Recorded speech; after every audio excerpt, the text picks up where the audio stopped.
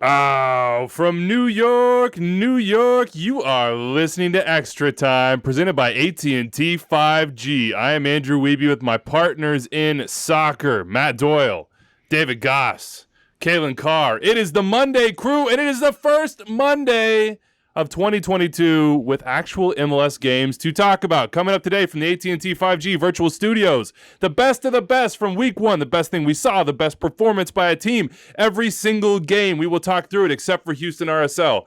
Only partially kidding about that. Carlos Vela's contract situation comes into focus. So does his MVP form. Chicharito, the pregame fit. I know Dave wants to talk about those purple pants. And the late winner, too. Body Armor 22 under 22 Player of the Week is a 17-year-old Atlanta native who scored on his debut. Dom Dwyer is back. Since he begins their spoon defense, Pato! Nashville's move west starts with a dub in Seattle, and Shaqiri debuts. And in the mailbag, we will draft more Golden Boot hopefuls. Lot to talk about. What's up, guys? How you feeling? MLS is back. Did it feel good? Did it feel right, Doyle?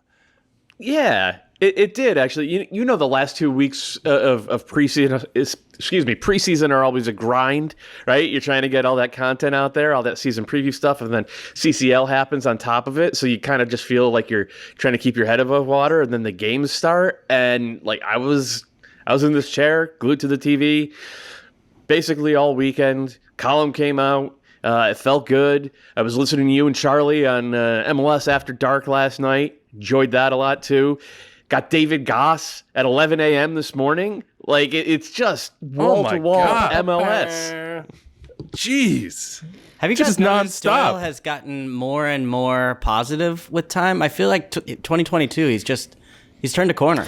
This is big. Yeah, there might be a gas leak near me or something. I might be able to. There was some real Kalen Carr plug energy there from Doyle. He was hitting all the hits right there. You know, we got Twitter Spaces here, we got this content there, and you can follow it all in this way. But only one of us actually got to a game, at least to my knowledge. That's you, Dave. So what a weekend it was for you. You actually got to do it in person. Yeah, it was amazing. My heart, I got to take public transportation on the train down to DC. Then I got to go to the game and the whole area around the stadium. We went to the opener for Audi Field. I haven't been back since. It is completely different. It is wild. Like the amount of buildings built up and the way it's finished. And so when I walked over to the stadium, probably about 3-4 hours before the game, there was DC and Charlotte fans everywhere. There's bars, there's restaurants. And then I got to pop by the supporter section pregame, which they do down on the river. It's like one of the coolest spots, and just chat with people. And it felt really good to just be back at a game and be around people who like the thing we like a lot as well, to get their ridiculous points of view, but then also realize my point of view is also ridiculous. So we're all in this together. It was a lot of fun. It was really good. Charlotte, 3-0 loss, but it was special to be around it and to talk to the people part of the club who've been building it, and talk to the fans who, made the trip because they didn't want to wait a week longer to see their team play. It was really cool, and I am very excited for next weekend now. I was already excited, but I was watching them post-game and them celebrate the team, and I was like, oh my God, this is going to be nuts. And you're going down there this weekend. Yeah, he's not working. Yeah. No. Not a work trip. I bought tickets, and then afterwards I was like, am I going to regret this? Like, I'm missing a day of MLS action. Going out to Charlotte in March, not sure that that's really like the weather that you travel for and all that stuff. And then I have a video of the players going over to celebrate or, clap to their fans. And it may have celebrate been may not be the term. Yeah. Yeah. It may have been as loud as what the DC supporters were doing with the team that won at home 3-0. Like, it was loud. Shots and fired. These fans are into it. And so I think it's going to be pretty special. I know they're really excited. They said there's a lot of unique stuff that they're doing for the game day. And I think Saturday is going to be nutty, which I'm pumped about. Caitlin, you're not going to Charlotte. How'd you experience week one, man? Well, I do want to say, Goss is now Mr. Charlotte. He's doing the hard work. You thought you were. You are Mr. Thought Charlotte. you were OG, Kalen. And then I weebied in there. I snuck in there and I took you. March to the match, man. I'm going to be living through you. You went to Charlotte, Kalen? What? That's insane. Like, I'm Mr. Charlotte. If I am going to steal my plug title back, I will promote a feature I have coming out before the match David Goss maybe will have one at the match live. Check out his Instagram. But Susanna Collins and I went down there. So I think it's going to be like either the day before the match or maybe 2 days before. Still working on the final parts, but keep an eye out for that because we hung out with a bunch of fans in Charlotte and kind of led up to the match, and Miguel Angel Ramirez and Jalen Lindsay, a bunch of people. So it'll be fun. Nice. But mark your territory there. Yeah, there's my plug. God, that felt good. But I'm going to go to Austin for my favorite thing from opening weekend. I just think like that fan base was craving goals last season, right? And like showed up so many times and had such like an incredible atmosphere and all that excitement around it being an expansion team, but it just didn't always live up as far as the goals came. And I'm not sure they're going to score 5 every match, right? I don't know if they'll do that again maybe all season, but who cares? Because like that's the way you want to start off a season, right? That's the way. And there was kind of that feeling of even a little bit of pressure on Wolf, which I'm not saying is gone or anything like that, but just for a new team still. And we talked about Charlotte and them needing some confidence. And I think this is a big opportunity at home in front of that huge crowd and using that crowd. But Austin's crowd really pushed them forward and they scored some nice goals. They were relentless. They didn't wait.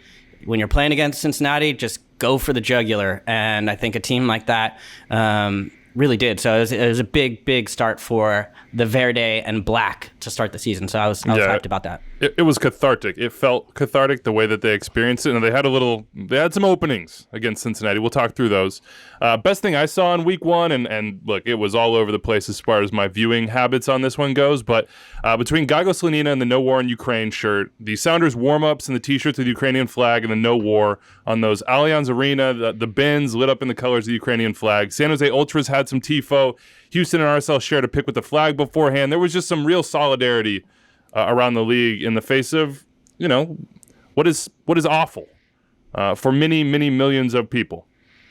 So I really appreciated those fronts. And man, Gago Slanina as a 17-year-old to also then make the save, to keep the clean sheet for the Fire, and to do that and speak so eloquently afterwards. He is a guy that I feel like we need to talk to on this show. And so we're in the process of trying to get that man on Extra Time very, very soon. He's 17 years old. So I guess he's man-child. I don't know. Man-child is fine right now. Then when he turns 18, then he's a young man, I guess. I don't know. Yeah, the delineations here are difficult. Doyle, what's the best thing that you saw, felt, experienced in week 1? I'm gonna stay with the Austin theme. I got a nice DM. Which is unusual, right? Because most people, when they DM me, tell me to go myself. You're going to have to bleep that out. That's our first bleep of 2022. I got this nice random DM from this guy. He said, "Hey, Matt, you're a huge reason I got into MLS back in 2015, and I've read everything you've written for 8 years now. Finally feel like I have a huge MLS moment to celebrate. 5-0 at home for Austin. Keep it up, man, and thanks for all the content." So if you're wondering why I'm putting good vibes and positivity into the world, I think it was just this really nice DM I got from a random digital back rub Austin there. fan. Just It's nice great. Little shoulder massage. Best thing I saw way, all weekend. Your column was 4,000 words this week. So if he's been reading everything you've written for 8 years, would we say that probably you are the most influential person in his life just in terms of pure volume? Because I can't imagine anyone else reaching those levels as far as total words, thoughts, infiltration into his brain. Yeah, you know what? I might actually be that, and that actually makes me a little bit sad for this young man. But he made me happy this weekend. So. Wait, but didn't bring you up the say vibes. Bring up the vibes. He already he didn't send a photo too? Yeah, he sent a selfie of himself and his wife. They're very cute. Happy little Austin family. That's wonderful. He's got other influences. That's good to hear. Yeah. I would throw out, and shameless plugs once again, but just out of curiosity on Friday, I just threw a tweet out that was just, hey, how did you get converted to MLS? Why do you love the league? Who got you started? And there are over 200 responses in there that truly were sort of centering moments for me of okay, people this is what it means to people. These are the familial relationships, the friend relationships, the fan-to-fan relationships, the fan-to-player, coach, club relationships. Like, this is the weight that it has in people's lives. And so I'm super happy for everybody who got to a game this weekend, who had a great time watching, who just felt like, you know what, MLS is back, and that's awesome, and I'm jacked for it. If you're playing fantasy, you're one step ahead of me. I, of course, forgot to create my team and a lineup. I'm so sorry, but we have a league. We will put the link back out. It will be exceedingly easy to beat me, but I promise to get my team in and get started for week 2. Our winner was Deb's Football Club with 127 points in the Extra Time Fantasy League. They had Carlos Vela, and they captained Sebastian Driussi, which, captaining against FC Cincinnati, always a good look in that sense. Let's get into the breakdown here. Doyle, your biggest week 1 takeaway, and this is basically just an opportunity to flog the column. Go read it, folks, every single week on Monday, sometimes Sunday night. I mean, it is the definitive way to best understand what happened in Major League Soccer. What is your big takeaway, though? Wow. What is the thing that's overriding thematically for the weekend? Well, I had something, but then you were just so effusive and glowing in your praise that is my big thing from the weekend. Everybody's just filling the world with good vibes today. The big thing for me, it was the struggles of the CCL teams. I thought Seattle, Montreal, and I'm blanking on the other 2 teams for Colorado. Colorado, obviously, and NYCFC. God, thank you, This David. Is class, right? This is what I mean, you threw me off with all that positivity, Weeby. I'm going to get back into it. So Colorado stunk in CCL, but NYCFC, Seattle, and Montreal were all very good. Those teams combined to go no wins, 4 losses, no draws, 0 goals scored, 7 goals conceded, 5 in the second half. It was just a good reminder of how hard it is to balance CCL and the regular season, especially at the start of the year. And over the past 4 years, in 2018, CCL teams in MLS week 1 went 1-3-1. In 2019, they were 1-2-2. In 2020, that was an outlier. They went 4-1-0. 2021, last year, no wins, 2 losses, 3 draws, only 2 goals scored. So what the Union did last year, being competitive in the regular season, being competitive in the CCL all the way to the semifinals, you don't see that every year. It hurts to play in this competition for most teams. It's something to bear in mind. And I don't know whether that means read nothing into these first week's results or read a whole lot into these first week's results, because 3 of the 4 teams I just talked about, even though I forgot 2 of them, 3 of the 4 teams I just talked about, they advanced. They're going to be playing more CCL teams, and that's going to be a big part of, I think, how they continue to look or continue to evolve over the next 6-8 weeks. Real concern for you, Kalen, for these teams, or is this just early season blips? Focus split? I mean, I think part of it also is who they were playing against a little bit. Some bad matchups as well, going against, I think, LAFC after a loss like that for Colorado. And then I think even Nashville in the way that they frustrate teams. Orlando, just some difficult, and then Portland put a lot in, even for New England, to handle. So I think some of it was just tough matchups, but yeah, I mean, I think the numbers don't lie, right? It wasn't like a couple teams had some good results or bad ones. I think it's that's going to be something that we talk about. And, Josie Altidore came on this show and said, I want to see a team go all in on CCL and really throw everything against the wall and just go all out for it. But you see the other side, right? It's not easy to do at this point, because if you go all in on one, there's a cost at another. And I think we saw that in week 1. All right, let's get into it. Our lead story, LAFC, Carlos Vela. Speaking of CCL teams that got smacked, the Rapids were sort of, they were the example here, and Carlos Vela made an example of them, Dave. 3 goals, PK, nice little finish in the box, and then a vintage left-footed, are you going to close me down? Or you're not going to close me down? Oh, is the far post open? Okay, I'm going to put it in the far post sort of goal for Vela, and you saw the reaction from his teammates, the respect that they have, the acknowledgement of his skill, the way their sideline reacted. When you are in a situation where your contract is in question, and it's not anymore, the question is whether or not he will re-sign. He said to LAFC.com, my contract's up in June. That's the deal. I would like to stay here. Taylor Twellman reporting now that there are going to be, he hopes, an announcement on that for a new contract. This was just vintage Vela. This is what we've been waiting for. It's why we always go back to LAFC and always go back to Carlos Vela, because despite the fact that sometimes he'll be injured, when he's not and he's on form, he's basically unstoppable. Did Taylor say new contract or extension? I'm wondering if I guess it is means 2022. Means because how do you finish this year? He said, are you long term in LAFC player? He said 18 to 24 months. He specifically said so a new he deal. thinks it's going to happen within the next couple of weeks, and he said new contract extension for 18 to 24 months. Obviously, we don't know what the numbers will be either for the length or the money, but Boy, good timing from a negotiation standpoint for the length and the money to just drop a hat. Yeah, for sure. Kind of and just see a contract expire in the middle of the year. I mean, it's it's really weird. Can I speak to that? I've never seen that. If I was Carlos Vela or a DP in MLS, I would try, who had European potential and interest and a history, I would be trying to have my contract up in the summer for maximum leverage. Yeah, but that's why I guess. But if you're MLS, you don't do it. World, sure, but if you're Carlos Vela, you say, "Hey, you want me? This is the deal." Only Levy, you could get that. You should also be an MLS player who has a player option instead of a team option. That would be a good idea too. I think there's a reason that it's not really possible. But when we talk about Vela, we talk about health, right? We don't talk about quality. We don't talk about commitment. We don't talk about how he can change the game. We just ask, will he be at 100%? Because if he is, this is who he is. This is who he's been every day he's been in MLS. When he's at this level, this is where he's sort of been over the last 10 years.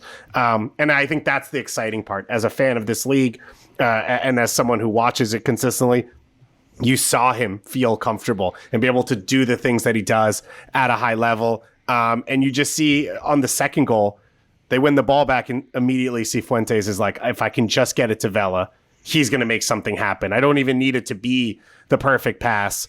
And then he just makes it happen from there. He's special. It was fun. I love that Fall came in and did the shine your shoe celebration. Vela he was like, no, dude, we're good. And it was like, no, I have to respect you in this way. I got to shine your shoe.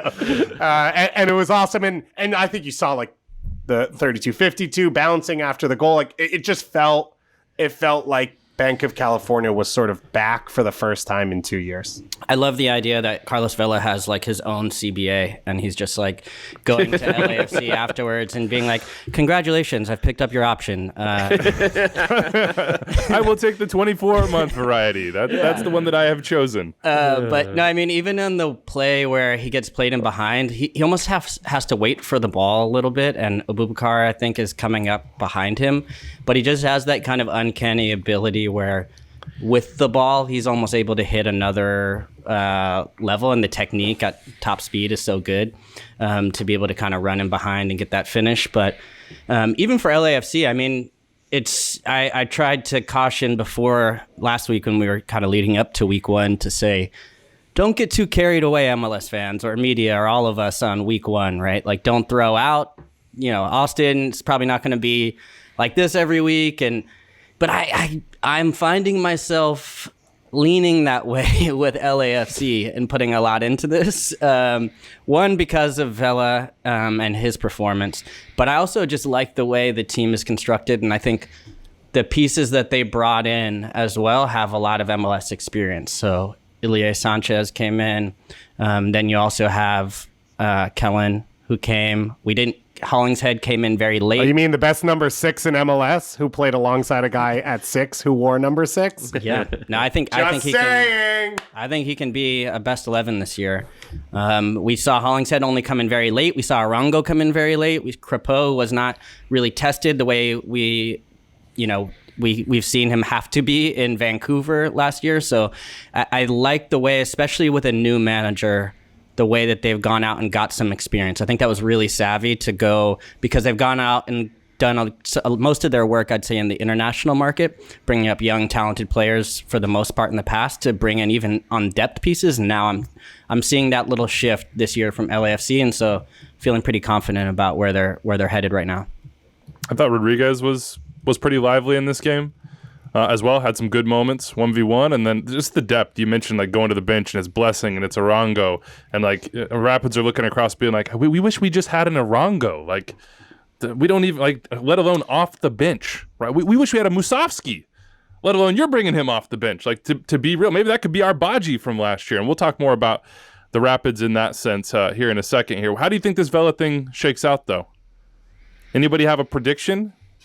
18, 24, does it feel safe to say he will be back, or are we still in Why would you a sign guessing him for zone 24 months? That would mean you're back in a situation where his contract's up in June again. You that do would what make he no wants, sense. Goss. You do whatever he Fair. wants to keep him, right? Yeah, That's fair. why I'm saying the roles of the structure is shifting. That's leverage. That's what I'm saying. It is, Yeah. yeah. And generally, when Taylor says something, I feel like it's not just out of thin air, right? Like he's done his homework and is on top of these things. So I was thinking, Vela may be gone, but that sort of reporting during that match last night made me a lot more hopeful, just as somebody who wants to watch Vela as much as possible, that we're going to see him and see this best of this LAFC team. And if you're LAFC, you do what you can to hold on to this guy, because I think he's still got a ton. You look for the next couple years.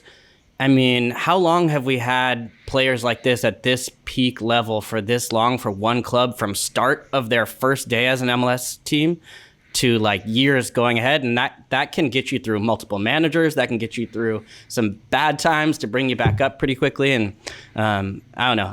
As a fan of the league, I'm hopeful now. I hope that he sticks around, because this league still needs stars, and Vela to me is still him and Joseph, I would say, are 1 and 2. No, Yeah, the all due list respect to is Chicharito, Joseph. who we'll get to. The list is We don't wanna Joseph. argue. The list of the expansion guys is Joseph, Chad Marshall, and Nick Hagland. Been there since day one, keeping it consistent. Come on, for their you don't expansion even. teams. I guess Dimidov isn't around anymore, but if we're going with the hits on that No. one. But I would say for Carlos Vela, like, I'm sure the money will be good with the player of his talent and the leverage he has, and that's why you hear him talking about San Sebastian. I'm sure, though, that is very real for him and his family. That's part of these processes.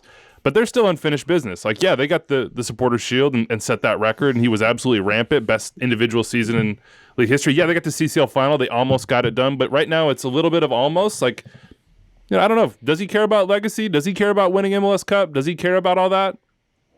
I'm sure he does. Like, he seems like a competitive guy, and he'll have to make a decision that also vibes for his family as well. So we'll see how that works out. I'm with you, Kalen. I want him to be there. Doyle, the Rapids. It remains punchless. Like is it? We keep asking this, and we'll just ask Can I it throw again. this out before you say this? Go into the whole thing. I didn't think this game was they don't have a center forward. This game was like they didn't show up to play. Mm-hmm. They were not on the field, and that is actually scarier to me than Comunicaciones, which is they created chances they can't finish because they don't have a goal scorer. They looked like they did not know there was a game on Saturday afternoon in LA. Continue. Yeah, okay. Can you excuse them for the emotional hangover in that sense then? And how big of an issue does the number 9 remain? I can excuse them. They lost a heartbreaker in the 8th round of penalties in continental play at home, where the other day, or they In a snowstorm? poured out all their energy at 5,200 feet, and it's 0% surprising that they would have a weekend performance as sort of limp as this one. So yeah, I still think there's some very good talent in this roster, and I think that Robin Fraser has proved over the past 2.5 years he's a really good coach. So I'm betting on them to figure it out. That said, as long as they don't have a real number 9 on this team, there's a pretty hard ceiling on how high they can go, and I think we saw it last year. I don't think that they can have a better year than 2021 with this group. Now, if Gyasi Zardes is suddenly available, right, then he would fit. If Ola Kamara is still available, he would fit. And I think that just by having someone who is proven and dynamic and reliable in the 18, it can elevate the rest of the players on the field and give them kind of like a focal point for how you want your attack to go. And does that segue us into the next section, Weeby? It does. And Columbus won 4-0 against Vancouver, and we got a lot of chatter saying, wait. Were the Crew playing a game? I didn't see it in your column, in the show. You guys didn't really talk about that. Well, here we are talking about it. Gyasi Zardes did not start for the Crew, and that's why Doyle's referencing, hey, is Gyasi available? I don't know. It sounds like he could be. It sounds like he probably wouldn't be the way Caleb's talking about, but money talks sometimes. The starter was Miguel. And I'm only calling him Miguel from now on. Miguel Berry made a choice. He said, I don't want Berry on my back. I'm a starting striker in this league. I'm Miguel. That's it. Put it on the back of my shirt. I love. And he's from Barcelona. He's from Barcelona, right? I'm guaranteeing double-digit goals for him, and it helps that he got a crazy deflected one name goal is fine to open his account. Yeah, it's all good. Part of his culture. Yeah, Gyasi didn't start. Here are the quotes from Caleb Porter. Quote, I'd be silly not to play this kid Miguel Berry a lot of minutes this year. We have two very good strikers. That's a strength of this team, not a weakness. There's no controversy at all. Both are good guys. Both want to be in this club. Both want to play. Both are very professional, and they are about the team. Yeah, I read another quote basically saying, hey, I kind of owed it to him. Porter said he, quote, owed Berry this start after the way he finished 2021. Are we reading too much into this? Are we hoping for a trade for the Rapids and just throwing Gyasi out as potential bait here, or could there be something bigger? So I think for starters, Columbus was phenomenal in this game. They played aggressive. They played higher up the field. It didn't look like a Caleb Porter team, or at least didn't look like 2021 Crew. They changed a lot of things they had to. Artur looked fully fit. Yeboah fit in pretty well, and Miguel played well. So I think that's the starting point, is like, you're not going to have a conversation like this if they struggled, right? Because Zardes is back in the team. They didn't.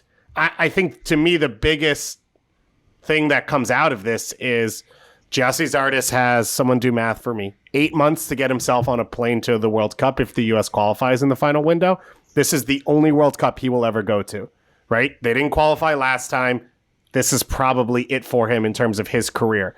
And so if he's not playing full time, then I wouldn't even fault him for coming and saying, if someone else wants to play me, I want to go. And I think what Caleb Porter said is true. Like, Gyasi Zardes has proven in his career he will do whatever to help his team win. He played right back. Like, he will do whatever he has to help his team win. I think now is a fair time for him to not be selfish, but to focus on his career and say, if this is an experience I want, and not everyone will move for that, and there's nothing wrong with that, but if he's splitting time, not that he's not playing, that is a reasonable time to go and say, Colorado wants me to start. KC wants me to start. I need to go and get minutes so that I can contend against DK, Pepe, Sargent, Josie, I don't know, whoever else you want to pull out of thin air in that conversation. I don't know that Kansas City would be a viable destination based on cap. Would it be on sporting reasons? For sure. And we'll talk about Kansas City more later, but the Rapids, that would seem to fit, Kalen. And again, we're speculating because Gyasi's he's got a life in Columbus. He's got a history with the club. There's no reason to think after 1 week that his starting spot is just poof evaporated. He's never going to get it back. It may be just that he walks right back into it and picks up where he left off. I would be shocked if Gyasi Zardes was traded. I would be completely shocked. Now, if you want to tell me Miguel Berry might be picked up by somebody, I could see somebody coming, one of those same teams you're mentioning, and saying, hey, like, give us this guy. But I think even if you're going to compete for the way, I guess to get back in the playoffs in Columbus's case, but if with Gyasi being gone for World Cup qualifiers or things like that, you need to have multiple strikers. I just think this is a little bit caught up in the moment of match day one and someone getting, someone with a big recognizable name not being in the starting lineup. But I don't think Gyasi's the type that's gonna overreact to that or walk into the coach's office and saying I need to come out. So I'd be pretty shocked if this has any kind of legs at all. If I was gonna trade, and this is not a knock on Gyasi at all, it's an indication of his value. But if I was the Crew and I was gonna trade anybody, it would be Gyasi because he occupies a DP spot and because he's 6 years older and because his production last year, 9 goals in 1,500 minutes is good. But Berry had 8 and 840. Like, that allows you to go reinvest with a roster spot in a different way, and the Crew have shown they've been willing to do that in other ways. And he probably has, I don't know, maybe he doesn't have more value than Miguel Berry. But you would think he could fetch. You would think this would be a solidly 7 figures up to maybe challenging, that Paul Arriola number. I mean, am I crazy to think that would be in that range? I would think 1.5 to 2 million GAM for Gyasi. I wouldn't, if I was Columbus, I would seriously consider it, because the GAM would give you roster flexibility, and the opening a DP slot would give you cap flexibility, and then Gyasi's great in the locker room. He's been really good on the field for a long time. Barry's entering his prime. He scores the exact same types of goals that Gyasi does. It's tough for me to see them playing both at the same time. It's not to say that Columbus has to trade Gyasi by any stretch. I understand the value in hanging on to both of them, but this is a salary cap league, and sometimes in a salary cap league, you have to be ruthless about these decisions. And to bring it back to David's point, from Gyasi's perspective, it might just be the best thing for him, if he's going to make this World Cup, to go to a place where he's going to start and play 90 minutes every single week. And I think he would in Colorado. I appreciate that first game of the season, Columbus gets a 4-0 win. Caleb comes out after, says no controversy. And then we spend the entire show creating a controversy. We didn't create anything. We're just discussing possibilities here, all right? Sure. We're just maybe. We're just in our LA Galaxy jerseys analyzing it. Exactly. Carrie Morty, bring it back to the crew. Does this Columbus performance change your view about where you predicted? Some predicted as low as 10th in the East this season in LessSoccer.com. And Corbin Williams says Columbus is a top 5 team in the league if they can stay healthy. Is this a return to 2021 crew predictions? Can we talk ourselves back into where we were last year, or at least somewhere close? I'm not going to be that high on them, but they looked really good. They tore Vancouver apart. The game plan was really good. Yeboah had a ton of time and made it work for him. Derek Etienne, I thought, was more dangerous on the wing than he had been last year. And Artur being back, he infuses that whole team with energy. So I'm more positive on them than I was 3 days ago. But there's still a mystery box to me. There's Vancouver was really poor in this game. They were playing a lot of Vancouver, by the way. And they were playing a lot of backups out there. 10-man in the 70th minute. No, it was the 53rd minute. It was already 2-0. It was 2-0. It was 2-0. They blew them out in the first half. So, just giving you some Vancouver context. Come on, I'm just trying to protect Vanni Sartini a little bit here. I don't think there's that much context for them. They got wiped in this one. Okay, that's enough context for Vancouver. Better luck next Columbus time. looked really good, and I think that they looked squarely a playoff team to me. I do think there was some concern around Vancouver, and it's a question that I've been kind of asking a little bit: is how does Sartini remake this team? They played 3 in the back, right? Which is something they've done before, but they brought in Blackman.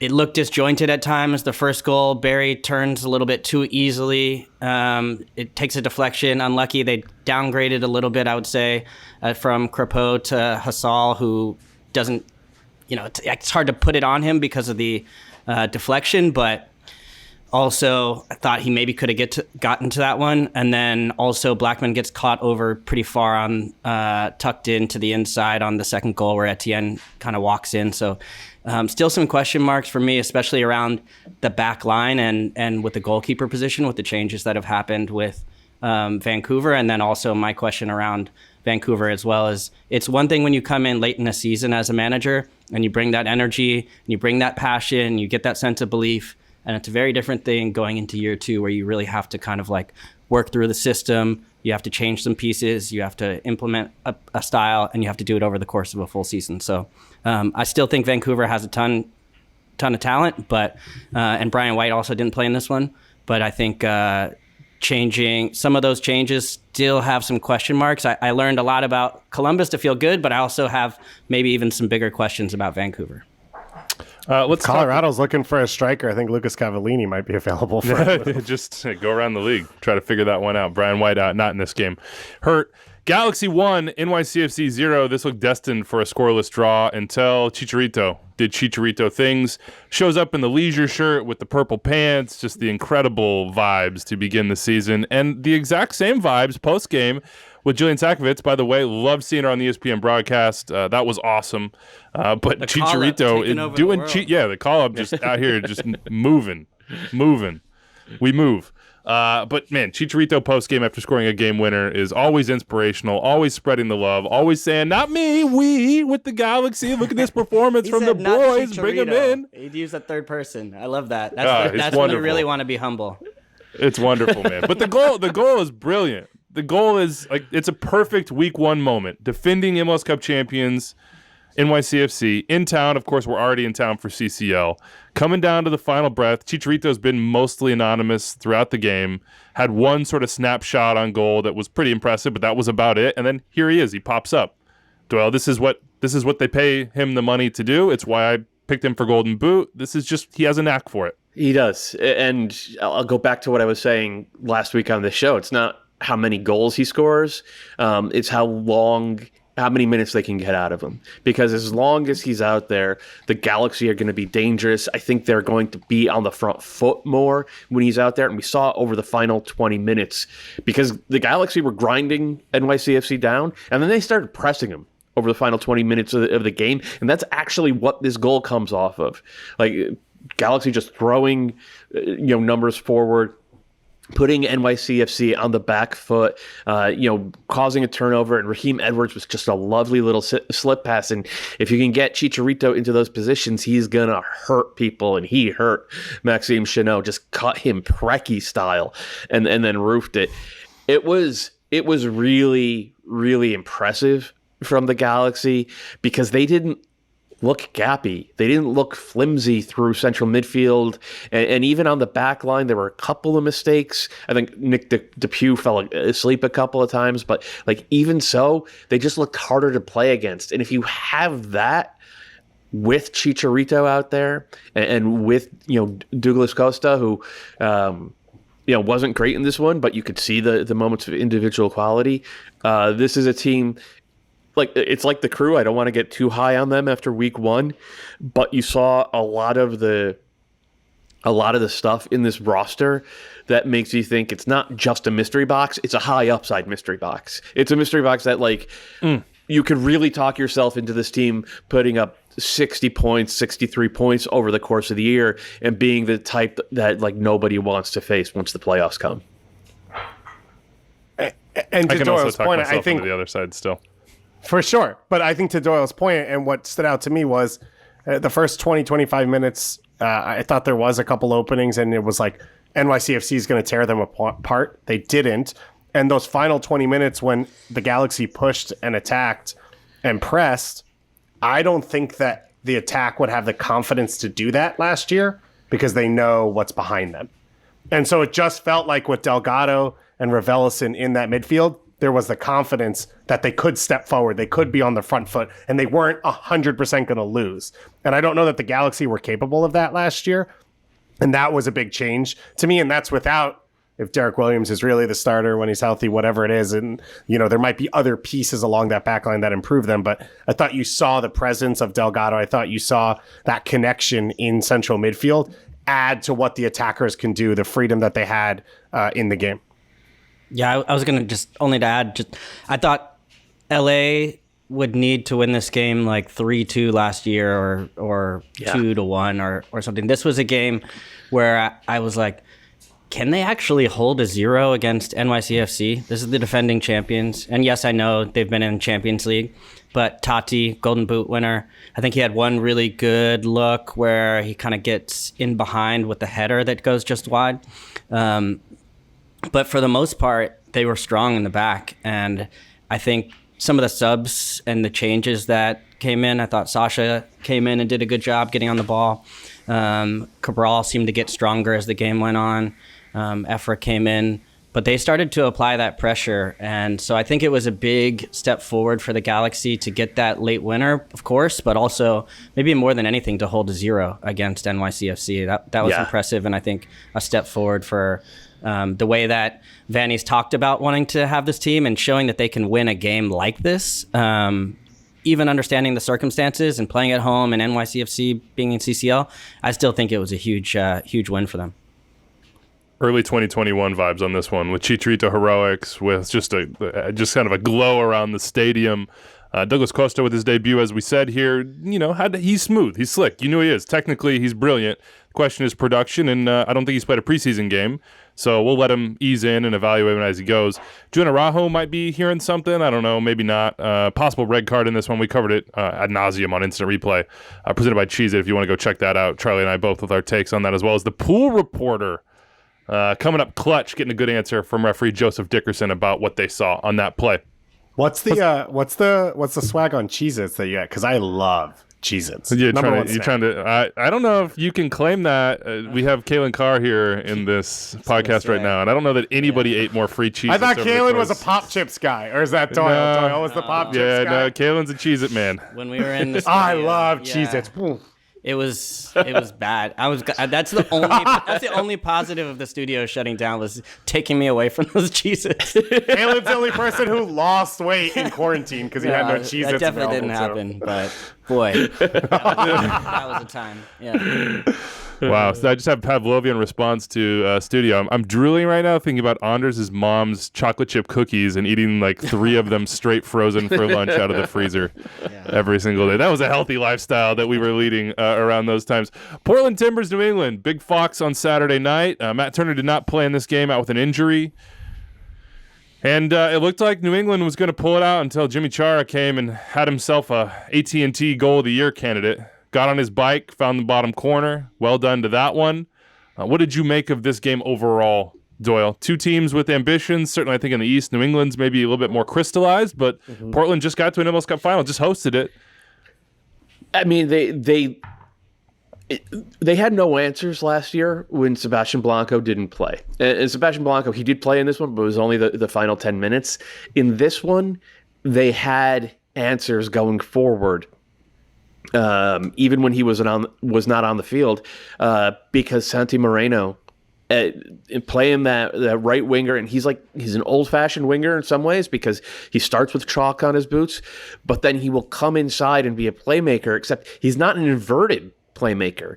He's a right-footed guy, but he's still so comfortable coming inside from the right and playmaking through zone 14. And so they were able to at times really overwhelmed the Revs in that part of the field in a way that was similar to how NYCFC did it in the playoffs last year, how Columbus did it in the playoffs the year before that.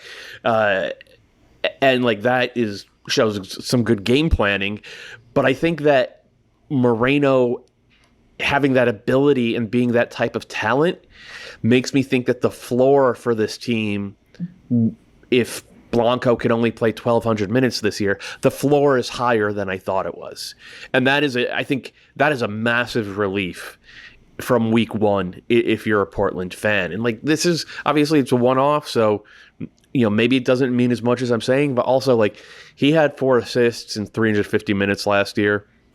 This is one of those U22 signings who, as soon as it happened, front office types from other teams were hitting my DMs and hitting my texts yeah, this guy's really good. Portland got a good one right here, and he's showing that. And so just that level of urgency, because they were just abysmal without Blanco last year, that level of urgency being ameliorated at least a little bit is huge for this Timbers team. Though I think it is fair to worry once again about their set piece defense. They gave up 1. They could have given up 2 others in this one. The Revs, I still have questions about the way they set up. I don't like that wide diamond. I think it asks too much of one guy, and teams are kind of savvy to that now, but they're still so good going forwards that they can go on the road and get a 2-2 and take your point and go back home happy. So I think I agree with you on the set piece defending, but if you take that out, I actually think on top of Moreno, the other huge question mark to me this year was goalkeeper and then 2 aging center backs. And for McGraw and Tuiloma in the run of play to only give up the 1 goal to an unbelievable finish from Leggett, and I didn't think they were exposed a ton. I thought that convinces me about their floor, because I would be shocked They're not going to get the production out of goal that they got out of Steve Clark last year. I'd be surprised. I'd be shocked if Mabiala and Zuparic play, the two of them both play over 2,800 minutes. Like, they're just over the age of 30 center backs. And we haven't seen Tuiloma or McGraw in the few minutes look like they were MLS starting capable center backs. So I thought that was a huge part of what I saw from Portland. And I agree with you on the attack. The attack is good enough that if Blanco's out, they can still be good. If the defense holds up, they're not going to put up 4 every game without Blanco on the field. And that was a huge question mark coming into the year. And I thought this was a really good first step for them, even in giving up 2 goals to a team coming cross country. I just want to encourage everyone to watch the Revs, just to watch them for Carlos Gil. I mean, I feel like we've beaten this one into the ground over the course of the last year and a half, certainly over the last year, 2 years. He just remains a joy to watch as sort of that player that they're just always going to find in that little half space or in the midfield who can turn out. And the way that he paces and plays and shapes and times balls, especially into those like on-rushing fullbacks, and it was the Tejan role before, and now you see Dewan and Brandon Bai doing it, it is perfection. He is so good, so productive, so many chances flow directly through him. And you saw that repeatedly in this game. And you see Leggett get an opening goal, Kalen, and that's a good start for them. Here's a rumor for you, since we're in the rumor business. We know we are. Doug McIntyre says Ethan Horvath could be the Turner replacement in the summer. What do you think about that? I don't know. Earl Edwards had a pretty standout day, I would say. He did. It was going to take a bicycle kick to beat him, it seemed like, at certain points. He was great. So, he might have something to say about that as time goes on, and definitely had a big opening day for them in a tough environment. I was actually sitting with him at MLS Cup randomly, so it's kind of funny to watch him down there having to take on Timber's Army in a different light.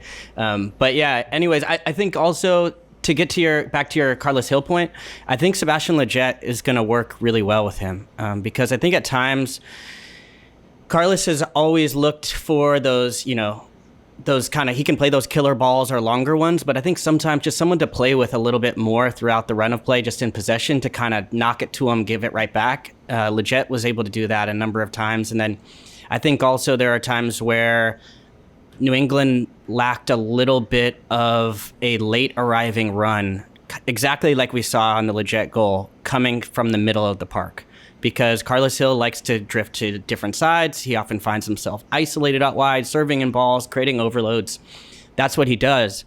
But then you kind of need someone to fill that space from the middle. And Polster is going to be more of a guy that's going to be protecting and holding. And then I think even McNamara as well is not going to be always the guy that's going to kind of really make that gut-busting run to get into the box and finish the action. So I thought that that role for Leggett was really good. I think a change of scenery will suit him, a new challenge. He's got the World Cup roster to try and fight for as well too, and then the tidy finish as well to finish. So that was good. Portland stood out. I thought really impressed by them coming back twice. New England's not a team that lets you back into games.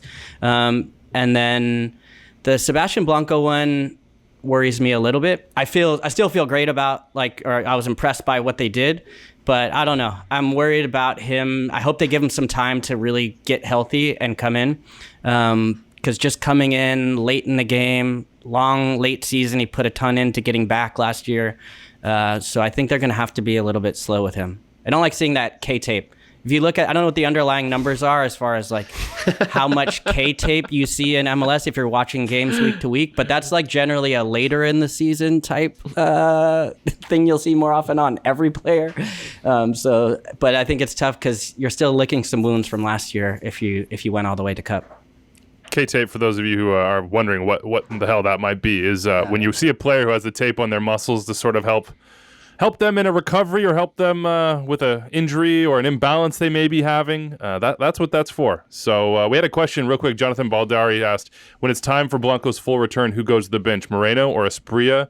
Jimmy Chara? Is there a name that you would throw out there? What did I say on Friday?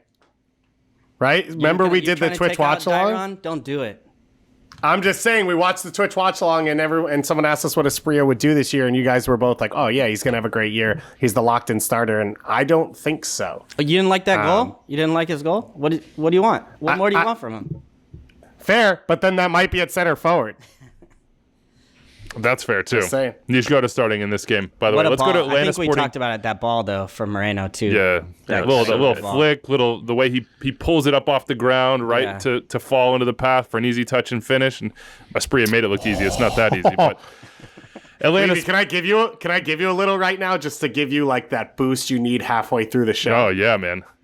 Rumors out that the LA Galaxy are looking at Sergio Ramos as a potential. Oh, come on. I already saw that. They don't have the DP spot. Not that that's ever mattered before. Who needs a DP spot when you can live in Venice, baby? That's the DP acquisition right there. Just sell him. Zlatan on TAM. Sergio, you look like a TAM player. If Zlatan's TAM, you're TAM, my man. All right, Atlanta Sporting Kansas City.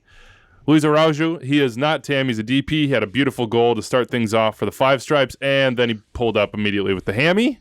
That's not great. We'll see what happens with that. I think a hammy. I mean, he was getting it like he had heat or cool or something on the bench.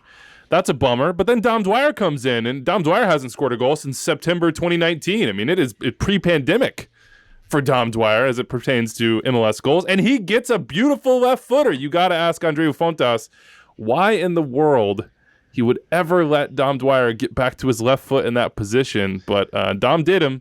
And Dom put it in the goal. Had some other chances. They finished it off with Caleb Wiley at the end, who we'll talk about in a second for our 2222 Player of the Weekend, presented by Body Armor. But yeah, this Five Stripes don't stop. They were flying high, Doyle, on Twitter, as you might expect, after this result against Kansas City. Were they right to be flying as high as they were?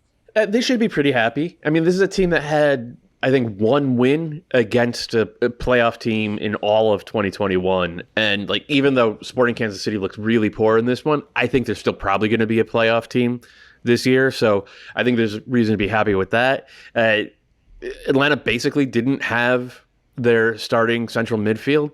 They still, I think, controlled most of the game, even though they weren't like dominating possession. They still controlled most of the game. They have a lot of reasons to be happy with that. Alan Franco wasn't out there. They got a great 90 minutes from young George Campbell. Brooks Lennon couldn't start. They got solid replacement minutes at right back there. So like, they ended up checking a lot of boxes. I didn't think Joseph looked great.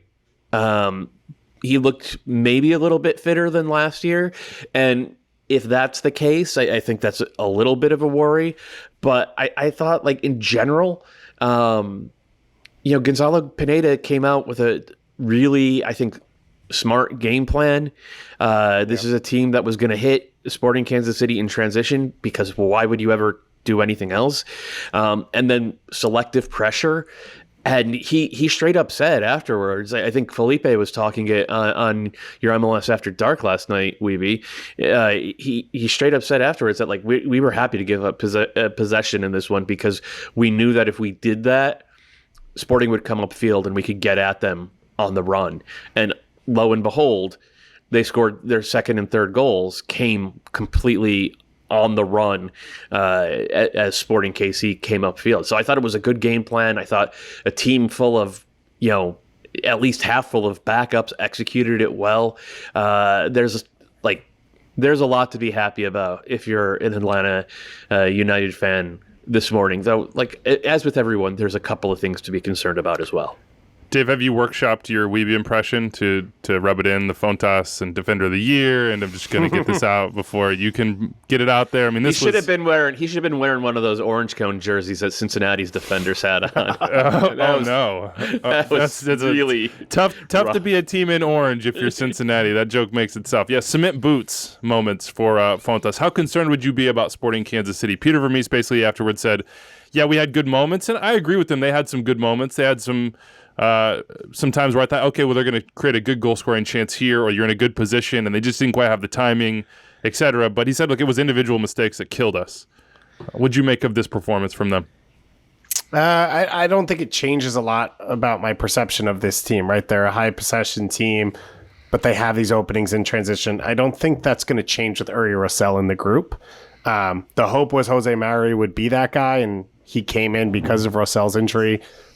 This is a tough setting. I think only 2 teams went on the road and won. You're going in front of 65K. You're going up against Atlanta at home. And as Doyle said, I thought they played on the front foot. They played direct, which they hadn't done under Heinze and DeBoer. And so it's sort of tough to game plan for and tough to prepare for and deal with. There's limitations to what SKC is. You saw all of them. Right? Fontas' inability to defend 1v1, Kyrie Shelton's inability to take advantage of dangerous moments or to make himself a threat to force center backs to make harder decisions. Those are all things that stand out about this team, and you saw them. At the same time, they went and lost 2-1. Like they're that close to everyone in MLS when they're on and when they want to be. I felt the same coming out of this game. Russell and Shallowy are each going to have to put up 15 goals. That was true a week ago, and it's still true now. And there's still question marks along that back line at time, but there is overwhelming talent. There is a true identity to this team. I thought Ndembe looked very good as an addition and an upgrade at left By the way, backs. welcome to MLS, Logan Ndembe. Yeah. Here comes Ozzy with the Uber scissor orange card. And he was gone too on that play. Like you could see in his head, he was like, I'm in on goal. And Ozzy's like, What he didn't know is "This there was is a where you heat-seeking stay." missile who was also thinking he's in on goal, and I cannot allow that possibility Right. to manifest itself. So yeah, I don't feel like the SKC performance changes any of that for me. I just think that's unfortunate for SKC. Should we do the 2222 Player of the Weekend presented by Body Armor? Let's do it. We've hit the sponsor plug, so we got to do it. 17-year-old Caleb Wiley, who you've heard about on this show. We're always early to these things, folks. You figured this out by now. Ricardo Pepi, Caleb Wiley, et cetera, et cetera. His debut for Atlanta United, Atlanta, Georgia, born and bred. He scores the 3rd goal, 3-1 Kalen on the break. We've all watched the video, and if you haven't already, go to Atlanta United Twitter. Of sort of a splice in of him scoring the goal and his parents experiencing that moment. And you see just the emotion, the pride, the sort of recognition of, oh my God, this is happening in front of us right now. I mean, his father sort of doubling over. You see his mom like rubbing his dad's back, being like, you know, I could only imagine. Have I ever mentioned that I have? No, I'm just kidding. But this is a great moment, man. These are the moments that really make me love MLS. To see a kid like that get an opportunity and to get a memory that he'll have forever. Yeah, no, it's nice. It's the moment. Yeah, go ahead, Kalen. No, you got it. No, I was gonna say it's a moment that from day one, watching this league, you just hope that the league can eventually develop kids who grew up with the team, who dreamed of playing for the team, their local team, and your fans in your neighbors in the stands, and having that in front of them and in front of 50,000 people in the stadium on national TV. We've had a lot of those now over the past 10 years. We didn't used to have them, and then now over the last 10 years, and then especially over the last 3 or 4. We've gotten more and more of them, and it's wonderful to see. There's, it's what I dreamed of seeing when MLS was founded almost 30 years ago, and it's here, and we're getting it just about every week from some teenager or another, and it's still magical, and I hope I don't ever lose that sort of romantic vision of it, because I hope I get to see it every week, but I hope it doesn't ever start to feel commonplace, Could have been you, Kalen. We talked about it on Twitch on Friday, man. Could have been you. Get you in the academy at 17, bro. For the Quakes, you would have been flying. I know you had that pace. I sacrificed for Caleb, Caden, Cade, Noah, Tyler. all the future All Cs. generations of the C's invading MLS now. I love it. No, it was a really nice moment with his family, and I think Atlanta as well, beginning to develop more talent. And I really liked the idea that Pineda said afterwards, where it's easy to debut a guy. It's easy to give a guy his debut. It's incredible that he scored on his debut and on opening day and in front of that record crowd for MLS this weekend. But it was just, I think, now the next part is how does he push that forward, right? And if you think of I think he's traditionally more of an outside back. Is that right? He was pushed a little bit higher up in this game. But I mean, even if you look around at, who he would have had as influences to see what happened to George Bello and his career and how that's come up. Gutman, I thought, was great in this one as well. But then even if you look at some of the, veterans to watch, you have Joseph Martinez, you have Dom Dwyer, you have a bunch of guys that can really help you push your career along. And so that's a really good part, because it's not just about all the young talent coming in is really big, and seeing guys come through the system and get sold and move on is like really aspirational. But I think being exposed to that type of environment as well at a young age and to be able to thrive in it says a lot about Caleb. So I was really impressed, and I think we'll see how he carries it forward. Can I add one more little thing? Because we're talking about Academy, so I'm going to throw it in there. We've talked a lot about FC Dallas. We've talked a lot about Philly, and I think Philly sits in a unique spot. We have not seen yet really these quote-unquote the biggest clubs.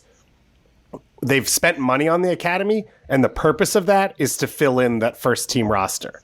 Right, homegrown players hit the cap in a different way, and if you're spending X millions of dollars on Thiago Almada and Lorenzo Insigne and Chicharito, you need ways to fill out your roster, and I don't think we've seen a team really maximize that yet, and that's what's exciting about this isn't just, George Bello came through and then you sell him and it's about making money. It's about winning championships, and I think that's what you see when you hear TFC say Jaquil Marshall-Ruddy costs $20 million. It is, we think he helps us win now, so unless you blow us out of the water, we want him to play on our team, and he can help our team. And I think you saw that with George Campbell's performance in this game. Caleb Wiley coming in, obviously Araujo in LA, Jaquil, we'll talk about Jaden Nelson, all of these guys in Toronto. That's a different way of using your academy. These clubs are spending as much as Dallas is and Philly is on the academy. They haven't hit there yet, and it's a different way to use it, but that's the most important thing for MLS, is have a ton of clubs with different identities that are maximizing all the different resources they can have. And I think that's what was really exciting for me about what happened this weekend across the league. Tyler Wolff, I don't know if we mentioned him, also getting a start for Atlanta United. There was a 17-year-old outside of Jaquil Marshall-Ruddy, who we will talk about in a second, who got a start as well at outside back. Noah Allen, 17 years old, doesn't even have a headshot on MLSsoccer.com. Got the start for Inter Miami. We've waited this long to talk Seattle. It was predictable we go LAFC first, and if you had that on your bingo card, congratulations to you. We'll see how many times we lead the show with Carlos Vela and LAFC this year. Seattle, Nashville. Nashville with the late goal. Anibal Godoy, well done. A goal made in CONCACAF. Randall Leal with the cross. Not exactly an XG extravaganza in this one. I was very excited for this game, and it was a little bit of a tough watch, not gonna lie. It was at like 0.3 to 0.3 when they got this goal. Congratulations to Nashville. I think this is what, this is a game that maybe you expect them to draw 0-0 last year, to go to a conversation we had last time and to say, hey, you go on the road first time to Seattle, but they took advantage of their moment. They got the finish. They're very difficult to break down. They're extremely organized. Sounders never really looked like they were going to do it. Now, Sounders didn't start Rui Diaz, and Ladero came off the bench at halftime, but Jordan Morris had a very anonymous game, and the Sounders didn't really look like they were...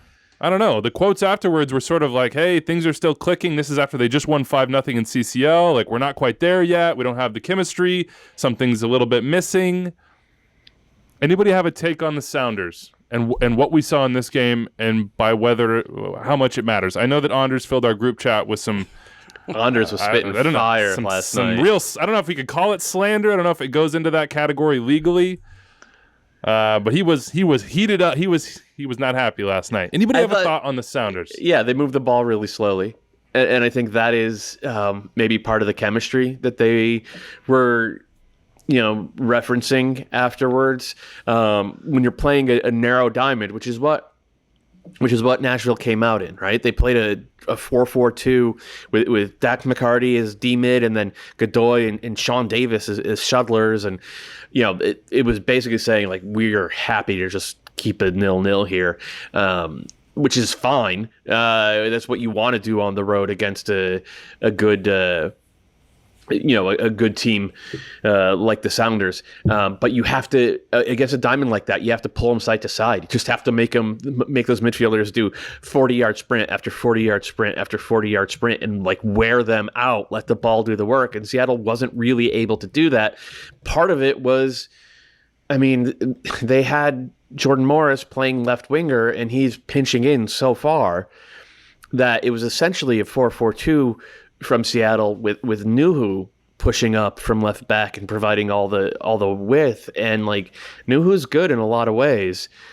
He's not scaring anybody when he pushes into attack. So I think there were some issues there, but at the same time, we know how CCL teams did this weekend. Seattle, the more important game was that home game versus Motagua, and they got the job done there. They're still, one of the two most talented teams in the league, as far as I'm concerned. And Nashville's really good. Nashville's played 33 road games in MLS. They've posted 15 shutouts. That's absurd. And that shout out to our guy Ben Wright for digging that one up. So, are they serious Shield contenders? We had Locomotive Crayon Flag FC hit us up. I don't think so. Asked that. I don't think so. I still don't think they have enough punch. They don't have enough ways to hurt you going forward. And I'm not convinced that their set piece woes defensively are a thing of the past. If they address one of those two, then they are. But one game is not enough to convince me otherwise, one way or the other. I also think now CCL throws a wrench in this because, if teams that are in CCL struggle, you're talking about NYCFC, Revs, and Seattle. Those are probably three of the favorites for the Shield. I just think the way your schedule lines up, having this late, stadium opener, I just think it's too tough to put together a 70-point season or whatever it's going to take to win Supporter Shield nowadays. And that's not saying that Nashville can't get good results on the road to open, and that's not saying that then having a bunch of games at home isn't good, but what we've seen in the past is just it's hard for teams to take full advantage of that. And so while Nashville, I think, has the quality to be in a conversation with all those teams, I just think this year is going to be a little bit too tough of a layout for them to push and challenge for that. But you could argue they stole 2 points last night, and that's the perfect way to start this run, where now you sort of have house money to play with as you go forward into the end of this away streak. Going on the road. All right, let's talk. Oh, sorry. Yeah. No, go ahead. Okay. I felt like you're good. Going on the road and starting with a win will be huge for them because they're going to be on the road for a while, and the formula is right there. And I thought adding Sean Davis, we saw him come into the team, and him, Dax, and Godoy were excellent in the middle of the pitch and make it really, really difficult. And then you saw Teal Bunbury, who they just added. He came in and pushed to get him behind, actually, and Fry then makes the save, but then it kind of comes back around, and then Godoy gets forward for the winner. So I really like the way this Nashville team is set up. I think they can go on the road and do what they do, which is get draws and then take them if they're there, and then take the wins if there's even more coming from that. So I was concerned about their transition to the West, but I'm actually feeling more and more good about the fact that they're going to go on this road trip, and they are one of the best teams in MLS to be prepared for this type of start to the season. I think they're going to come away with a lot of points. I don't know if it's going to always automatically transition to a Supporter Shield winning run at home when they get back, because it's not always so simple. But yeah, I think they're in a good spot to be in and near the top of the West around. I don't know if it'll be necessarily that part, but I think they can fight for it. I think they could be Shield contenders, by the way. No Ake Loba, by the way. How do we feel about David? How do you feel about that? He came off the bench. Did he come in? Yeah. Oh, he came in for the last 10 minutes? Yeah, okay. He came in late. Well, but still, he's not the starter. Yeah, it's tough. He's not the starter. I don't think Gary Smith is ever gonna prefer a lineup without a true center forward, and he's not like a target man, and Ake Loba is not that. So he's now fighting for minutes with Mukhtar and I guess to a lesser extent Leal. Yeah, I think he's the answer when you give Hani rest.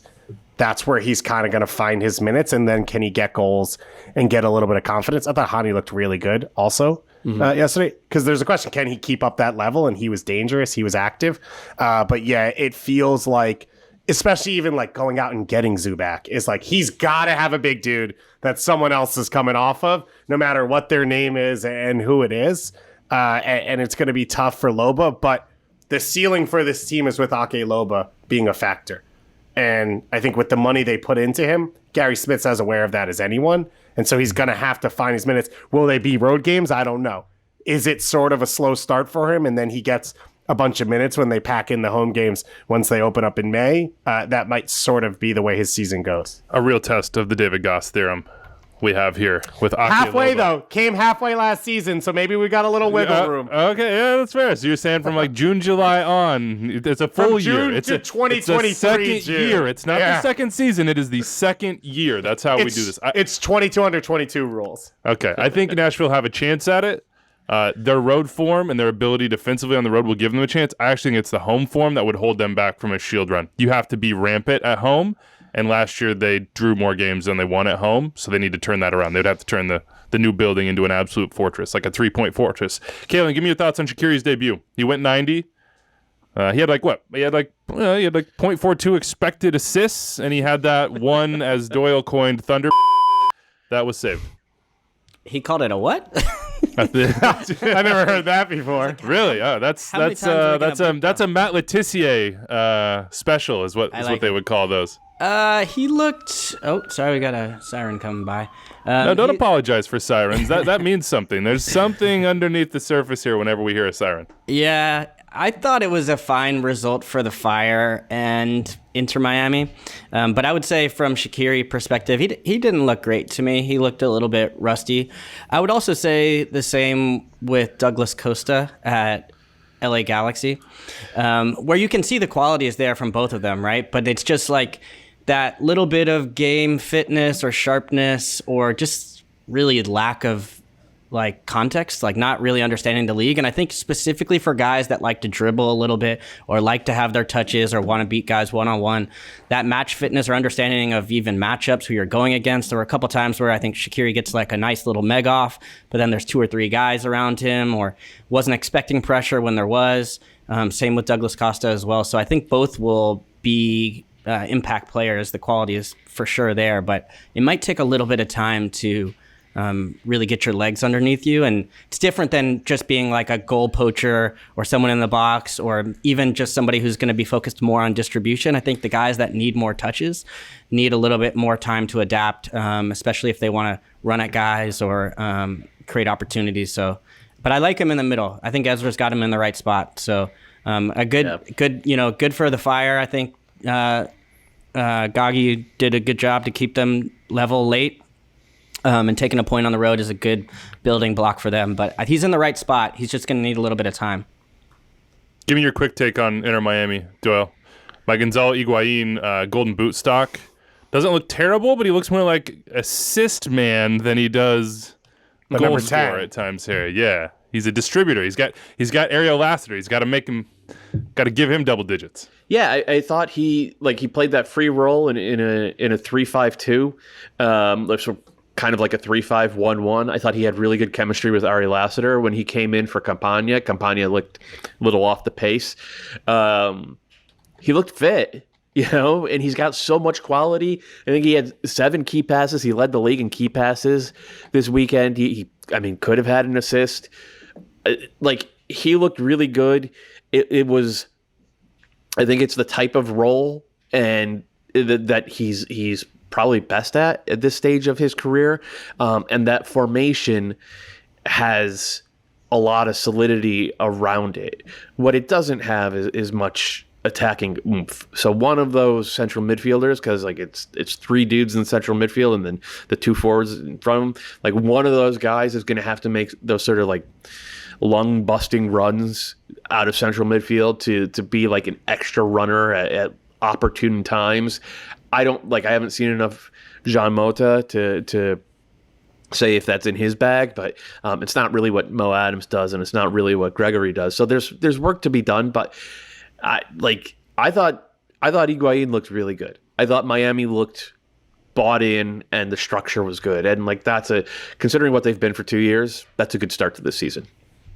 And let's flip it now. Let's talk about where it's not so good. The Sanford says, "What's your biggest overreaction to Week 1?" And I would have to say, look, Austin FC fans enjoy that, but FC Cincinnati, as we teased, this is their spoon defense, and they're serious about it. Like, if you thought Charlotte was going to get a leg up in Week 1, trying to go for that bottom spot, we're giving up 5 on the road. We're making that look easy as well. Goalkeeper issues, still got him. Poor Alec Khan. And then we also have Charlotte losing 3-0. Dave, you were there. We had David Wright hit us up and says he's going to be watching the combined goal differential all year for Cincy and Charlotte. After first week, we're at -8. Yeah. Listen, I think anyone who watched the game could say that Charlotte played some decent soccer. You saw the ideas for them. A really tough penalty. First you score, then you get it taken off the board. I think an emotional up and down for a team that didn't have their best group and so was already sort of fighting against the current. And then you give up the penalty, which was probably a soft call, and so now you're down 1-0. I thought the ebb and flow of that was really tough for them. But I think you could see what Miguel and Harold Ramirez is going to build, and I think it can be a group that's greater than the sum of its parts, because the parts aren't that great in reality, which is what I think he was complaining about coming into the season. As I said, I think the atmosphere will be really good. And listen, if you can't put up a goal and get a result in front of 75,000 people at home in your franchise's opener, then yeah, you'll never get a result. But I think that this isn't a team that's going to look like FC Cincinnati in year 1 or year 2 or year 3 or 4, maybe. I mean, how sure are we? Who got Cincinnati in the trophy draft? Can I ask that question? I got to go back and check here. Let's see. It was a good choice. Doyle has Charlotte. It was Kalen. Kalen, yeah, congratulations Kalen was to aggressive. you. Well done. You've got Cincinnati. The Open Cup though, so. Who picked? Just a happy bonus that perhaps the spoon might fall into your lap, huh? Did Kalen also pick San Jose? No. San Jose also was no. Somebody. Charlie snagged the Quakes. Which Otherwise, was Kalen had a pretty early lead on at least one trophy. Yeah, this is tough, man, for Cincinnati. This is more of the same. I don't really have much to say about it other than that. This is a cathartic moment, as we sort of pointed out in the early part, for Austin to come out and immediately get that goal and then to just kind of pour it on. I will say I don't think Austin was flawless in this. Cincinnati was dangerous at times. There were moments where I thought they were going to be back in the match if they were just a little cleaner in the final third. I like what Lucho and Vasquez have together. No Brenner, I think he's suffering from injuries still, but if he can come back and be the David Gosteron player that we hope he can be, you're searching, you're grabbing for positives if you're Cincinnati, but there are some there. They're just not on the side of the ball where you try to keep the ball to your own net. That continues to be a real struggle for them. Quick thoughts? Any quick ones on Philly, Minnesota? 1-1 draw here. Thought Minnesota had a good 30 minutes, and then Philly had a good 60, and I think it's going to be good when Mikel Ura gets there. I don't know about that Julian Carranza pick in the Golden Boot draft. That's not looking as... week 1, don't overreact. Doyle, don't worry. Clever as Doyle made it sound. Pretty much none of my Golden Boot players even played this week, and I don't think any of them were hurt. So you're not going to lose, that's for sure. We'll just leave it there. How about Dallas Toronto? Jesus Ferreira as a false 9 under Nico Estevez, who we know likes him in that position. Any quick thoughts on him there? Any quick thoughts on Jaquil Marshall-Ruddy? I thought he looked comfortable in his element. Let me take the Ferreira one before you ask 6 more questions, Weeby. I got so many questions. This was another one of those games where it's like Ferreira playing as a false 9, even though, again, like he would say he's just a 9, and I'm sure that Nico Estevez, and I know Greg Berhalter says it's just a center forward with like slightly different. But anyway, it's another argument for he helps the overall attack, because Dallas's attack was really good in this one. They could have scored 3 goals. Like, they were constantly getting numbers forward. It was all like almost in sync. It was impressive. But at the same time, he's not super effective in the box. He doesn't make great goal scoring runs. He's never been a volume finisher. really in the box at any age. So it's like you get the benefits of having him, but like he takes a lot of stuff off the table as well. And if he's not going to be that type of guy who puts the ball in the net 15 times, it's tough. It's tough to make a guy like that the focal point of your attack. And like, okay, I guess Paul Arriola and Hunter O'Brien have to combine for 25 goals this year, and Paxton Pomacall's got to score 8 coming in, Brennan Cervani's got to score 6 coming out of central midfield. And like, that's a lot to ask of those guys, and it's a lot to ask of Ferreira, especially a year after he was so good playing as a shadow striker, playing that like free role like we were just talking about with Higuain. So I continue to think he's a really good player. I continue to be super skeptical of him as a starting number 9 for club or country, whether you want to call it a false 9 or not. I thought Paul Arriola, by the way, looked really good. I think his game actually kind of grew under Losada last year just because he had to play more inside and he looked more comfortable coming off him. For Jaquil Marshall-Rutty, I think you saw a guy who's ready to play and be a factor at the MLS level. I think he will be a game changer going forward. Nothing in this first game convinced me that he can defensively play at right back, which is not a role he's played before. It's not a position he's played. It's a learning process, and you add in sort of the gaps and issues that you have behind him. But no doubt about it. And I mean, he's replacing Richie Larea, who had to learn the position as well, coming in as a center midfielder and learning that spot. I think what you saw going forward, though, is like, if there's space, if there's openings, this dude can change the game, and he has the confidence to do it. Yeah, I thought he was clean on the ball, physical in the moments he needed to be. Didn't win any of those, lose any of those battles, and it's a good debut for him as 17.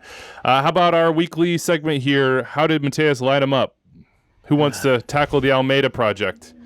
We talked about Jan Gregus being center back, right? I think like months ago.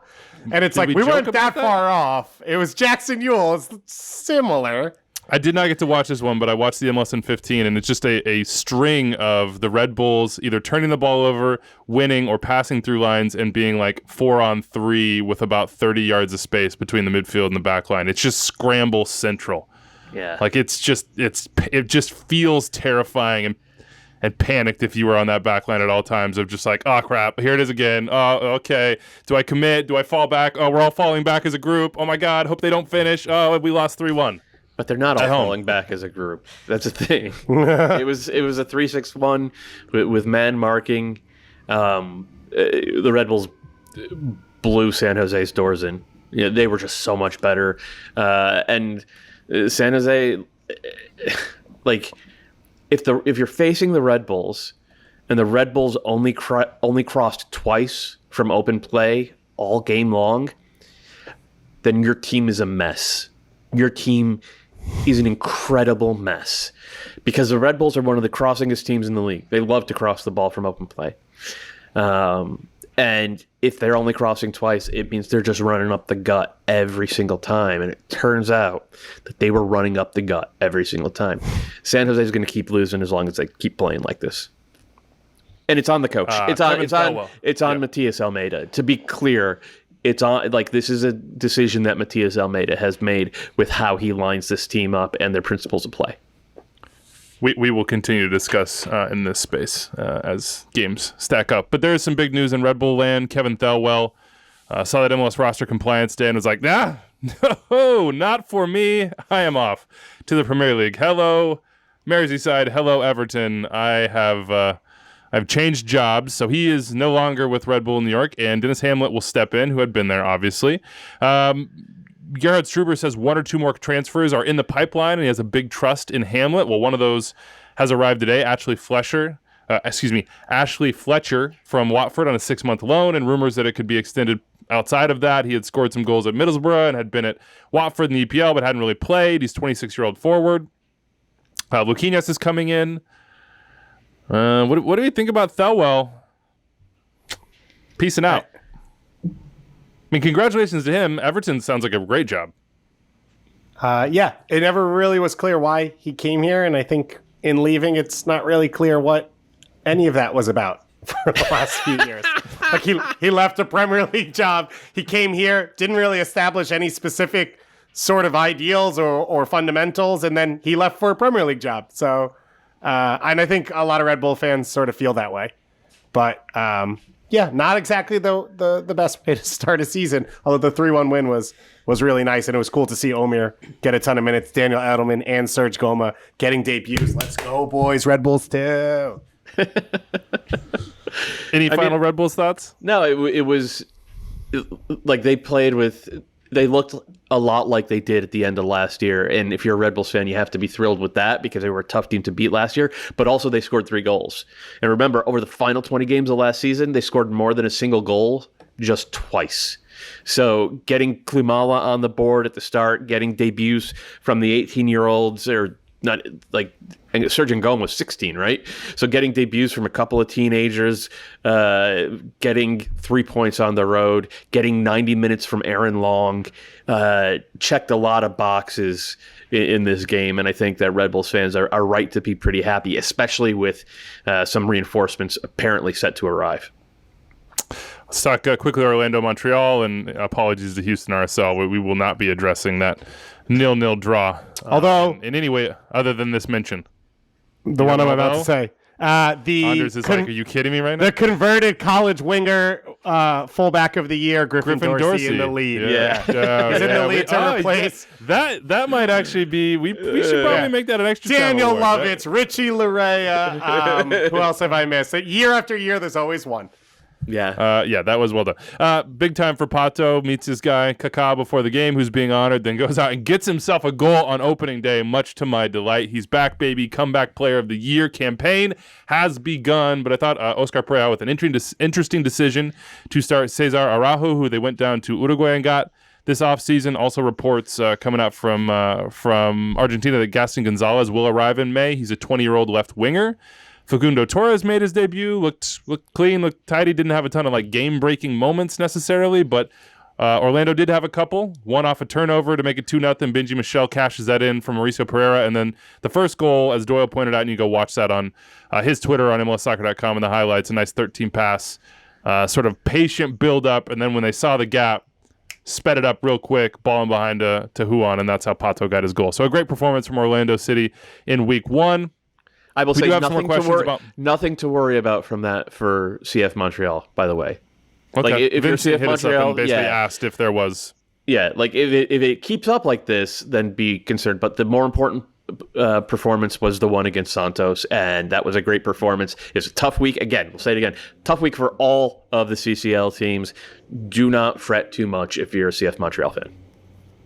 Okay, in the mailbag, 401-206-0MLS, extra time at MLSsoccer.com. I do want to do more rounds of the Golden Boot draft, just out of curiosity, but Anders is making an executive decision that I actually will respect and honor this time. We'll hold off on that. So here's the mail. He's mourning from last night, so we'll he's still, he's. I don't want to poke the bear. You know what I mean? Like it's been a rough 12 hours for him in the group chat. So give me the best mail we've got, Dave, and we'll get out of here.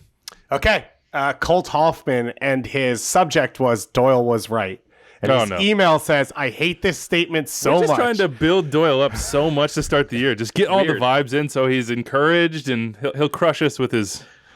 So Cole Hoffman says, I hate this statement so much, but Matt Doyle was right. It always feels like you guys hate on SKC, but when he said we can't stop anyone in transition, Atlanta proved him right. And when he questioned whether Fontes could be good again, Atlanta proved him right again. We are way too slow at the back. Shut up, Doyle, but you were right. Fair. That was the email. I wasn't saying that. There's like a conspiracy going on here to just insert positivity into Doyle's timeline, and I'm not sure if I'm here for it. Anything else we got? We could talk any Jesse Marsh takes. I mean, I guess he's going to be the manager of Leeds. Even the we didn't get any emails takes to Doyle, they'll tell him to shut up as well. It's just Shut up, Doyle. The brand is strong. All right, that's it for us. We'll try to get into more mail on Thursday with Charlie Davies. We'll be back then. In the meantime, enjoy your week, everybody. Any thoughts, comments, questions? You know how to get at us. Adios.